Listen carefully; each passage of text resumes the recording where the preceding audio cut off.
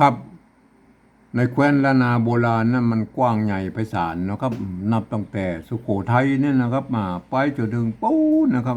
12ปนาเมืองจีนเมื่อไหร่มามีหลายเผ่าพันธุ์นะครับที่เปิ้นอาศัยอยู่ในแคว้นนี้อย่างเช่นไตยวนนะครับไตลั่วไตลือไตเขินไตยองนะครับมา4-5เผ่าพันธุ์หลักๆนะครับหมู่นี้เปิ้นใจภาษาเขียนเดียวกันนะครับก็คืออักขระละนานะครับแต่สำเนียงการนั้นมันก็อาจจะผิดเพี้ยนกับไปนิดๆนะครับฟังมันหูเรื่องอยู่นะครับทีนี้มันผ่านมาอยู่10 รุ่น20 รุ่น10 เจนในไหมมาเดียวนี่มันโหก็เป็นบ่ได้ปลายๆนะมาเดียวเนี่ยอันภาษาละนาของเขาเนี่ยมันก็ยังว่าส่วนใหญ่แล้วมันก็ยังเขียนเหมือนกันอยู่นะครับแต่มีบางกรรมนะครับมาที่มันก็นิยมเขียนแตกต่างกันไปนะครับวันนี้มันเฮาหันแล้วก็จะไปทึกทักกันเปิ้นว่าเขียนอันนั้นผิดอันนั้นถูกนะครับเฮามาวิเคราะห์กันก่อนเลยนะครับวันนี้มันจะถึงคำว่าจื้อว่านะครับจื้อว่านะครับจื้อว่าเฮามาโซโคเขียนเลยนะจื้อว่านะครับจื้อมันก็จื้อมันเสียงโทแล้วครับเสียงโทใจตัวจ้านะครับเห็นไหม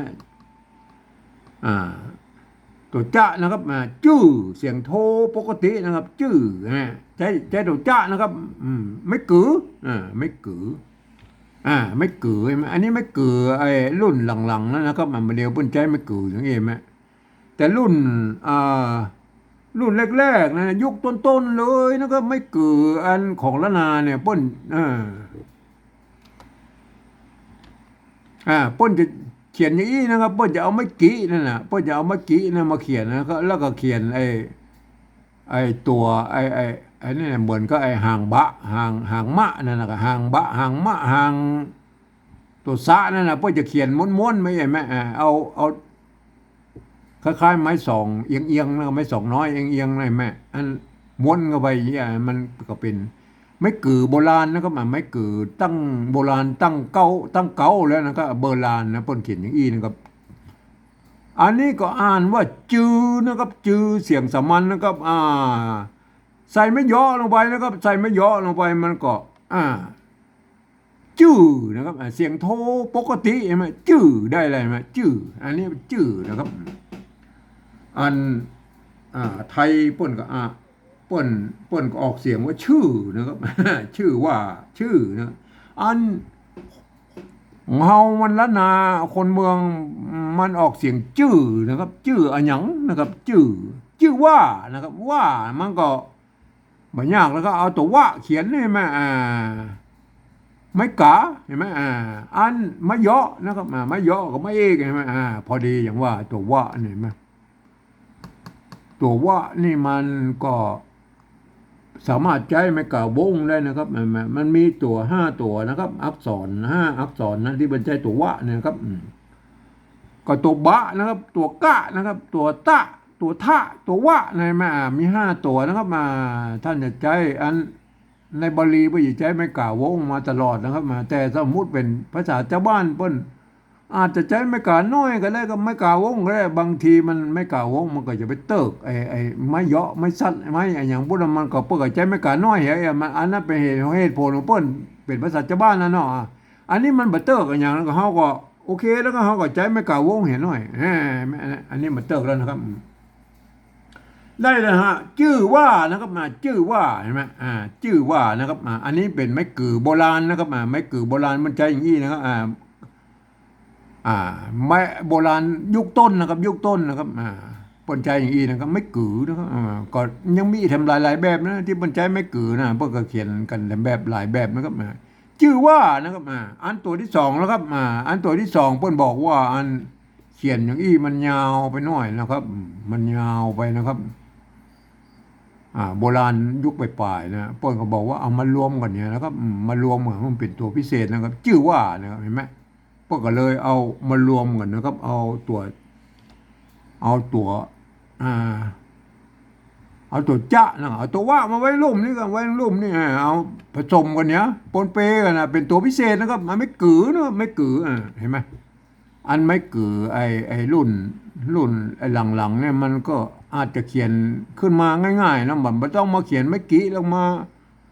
เอาตัวน้อยๆนี่มาตวัดอยู่ตรงกลางนั่นเปิ้ลก็เอาม้วนเลยนะก็เอาม้วนเลยเห็นไหมเอาไม่เกิดก็ม้วนเลยแล้วก็มาถึงปลายแล้วก็ม้วนก็ไปเลยง่ายๆเห็นไหมบางเปิ้ลเขียนใส่ไม่เยาะลงไปแล้วก็ไม่เยาะใส่ไม่เยาะเนี่ยไม่เยาะมันก็ได้ตึงว่าตึงไอ้จื้อเห็นไหมมันก็ใส่มีไม่เยาะมันก็ใส่ไม่เยาะไปเลยเห็นไหมอันไม่กาเห็นไหมไม่กาก็มันเป็นของตัวว่าทั้งรูปนี่เราก็เห็นไหมมันจะใจไม่กาวงมันอย่างว่าเห็นไหมมันไปจนข้างบนมันจะปั้นกันนะครับมันจะปั้นจะบุญกันพวกใจไม่กาน้อยมันก็ได้จะเอี้ยไหม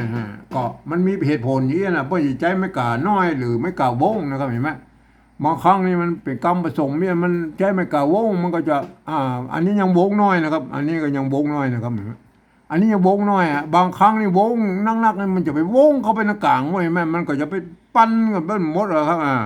เพราะฉะนั้นปุ้ยว่าใจไม่กาน้อยอย่างเงี้ยมันก็แล้วแต่นะครับมันก็แล้วแต่ที่เพิ่นนิยมนะเพิ่นบางที่อันนี้เหตุผลนี่ไปใจไม่กาน้อยนะเห็นไหมก็แล้วแต่นะครับไม่กาน้อยอันนี้ก็อ่านว่าชื่อว่านะเห็นไหมอันนี้เป็นตัวพิเศษแล้วนะครับเอามาผสมกันนะครับก็อ่านว่าชื่อว่าเหมือนกันเห็นไหมก็มันยากนะในภาษาละนาก็มีหลักการอย่างนี้นะครับแต่มันจะยากตอนที่ว่าเราไปขยายความคนอื่นได้ฮู้ได้หันตัวนะครับที่นี่มันจะยากตัวนี้แล้วครับ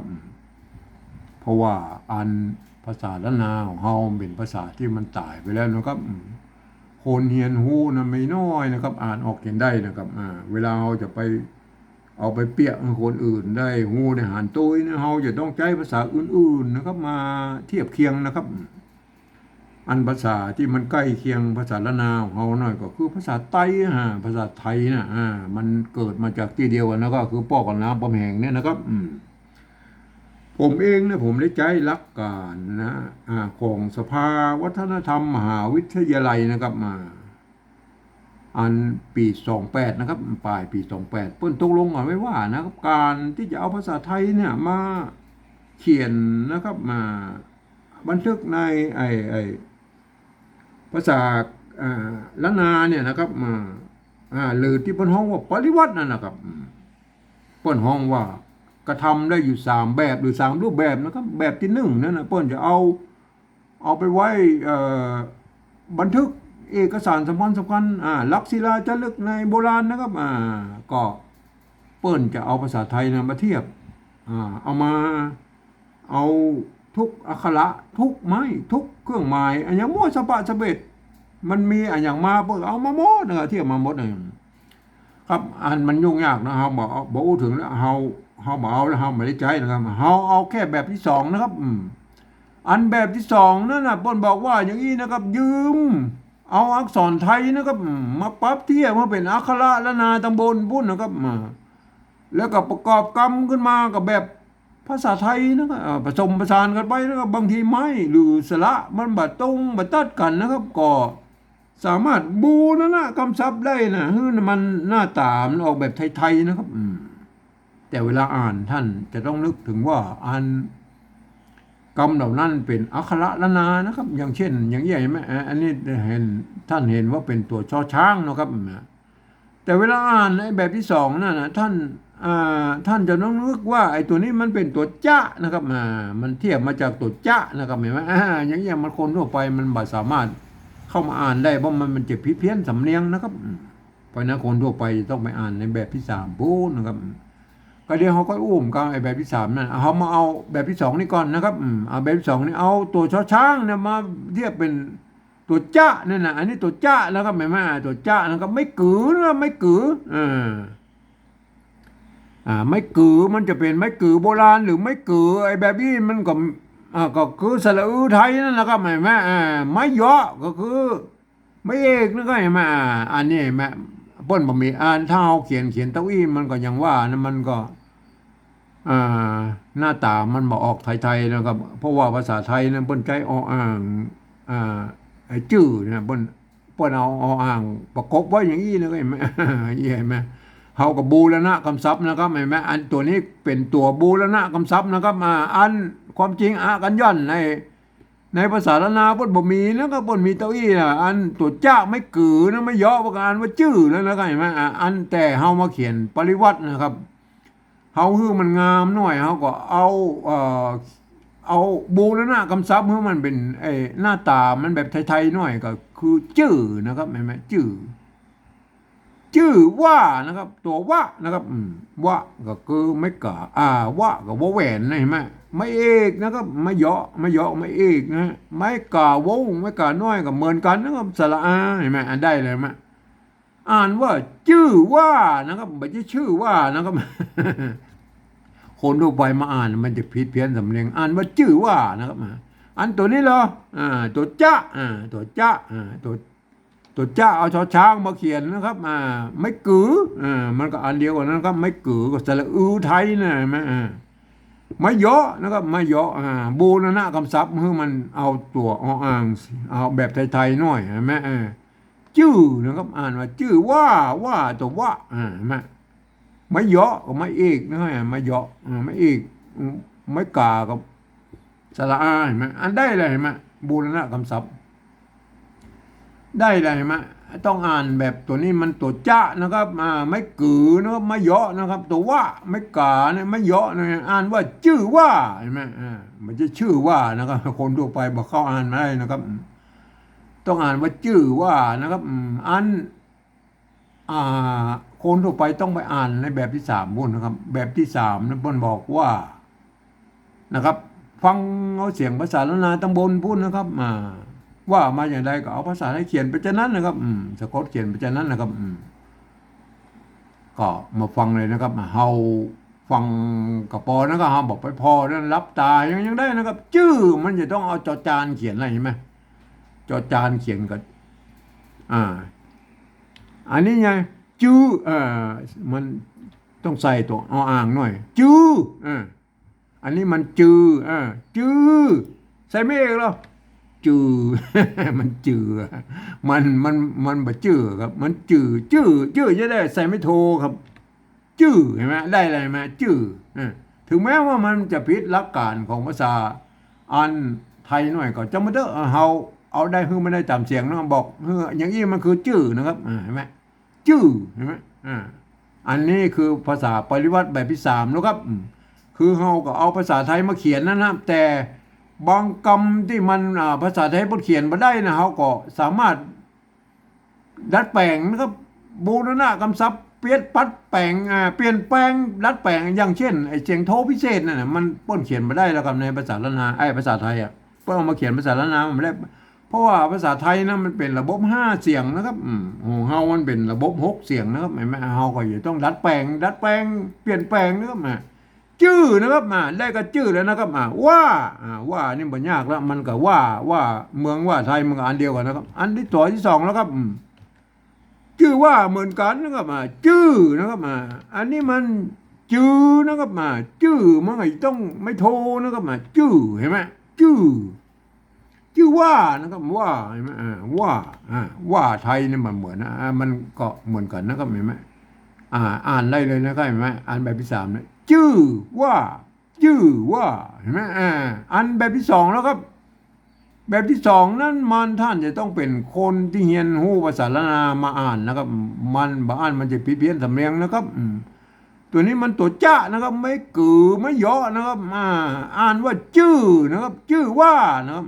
อ่านว่าจื้อว่านะครับต้องอ่านอย่างนี้นะครับถ้ามาอ่านคนทั่วไปบ่สามารถเข้ามาอ่านมันจะผิดเพี้ยนสำเนียงนะครับอ่านภาษาล้านนาเนี่ยพวกก็เขียนได้อยู่2แบบอย่างนี้นะเห็นไหมเปิ้นจะใช้ไม่กือโบราณก็ได้ใช่ไหมใช้ไม่กือแบบโบราณปลายยุคปลายหน่อยพวกไอ้ตวัดห่างอย่างนี้ไหมก็สุดแล้วแต่ท่านนะครับเห็นไหมอันกำหน้ามันชื่อว่าเมื่อเขียนแยกกันได้อย่างอี้นะไหมอันตัวที่2พอเอามารวมกันมันก็ได้อย่างอี้เห็นไหมครับขอให้ท่านไปวิเคราะห์กันนะครับไปดูนะครับว่ามันเขียนได้หลายๆแบบในภาษาล้านนานะครับมันก็เอาตามหลักภาษาล้านนานะครับกันก็ว่ากันไปนะครับวันนี้ผมขอบรรยายเพียงแค่นี้นะครับ